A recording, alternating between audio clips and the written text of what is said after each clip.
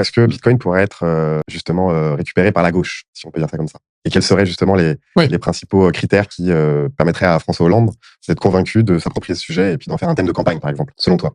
Seulement à partir du moment où il y aura assez d'électeurs de gauche qui diront clairement que pour eux, le Bitcoin est un outil pour préserver leur patrimoine, leur épargne, face à la dépréciation monétaire engendrée par les politiques monétaires expansionnistes, même si ça ne sera pas forcément formulé comme ça sera quand même une réaction à l'inflation des prix, à la vie chère et à l'explosion des inégalités, qui vient aussi en partie de la politique monétaire. Et donc, s'il y a une partie de l'électorat de gauche qui commence à comprendre que le Bitcoin va dans leur intérêt et n'est pas seulement un truc de riches, de financiers, de spéculateurs, à ce moment-là, les responsables politiques vont le comprendre aussi et vont se positionner dessus. Le problème, c'est qu'en promouvant le Bitcoin, ils vont porter atteinte à la politique monétaire, qui est un outil de politique publique, qui est quelque chose de fondamental pour la gauche. Parce que la politique budgétaire, qui est l'autre grand outil de politique publique, en fait, est relativement neutralisée avec les déficits et la dette complètement insoutenables. Donc la politique monétaire est censée être devenue l'outil majeur de politique publique pour faire de la relance conjoncturelle, pour faire de la redistribution par tous les moyens.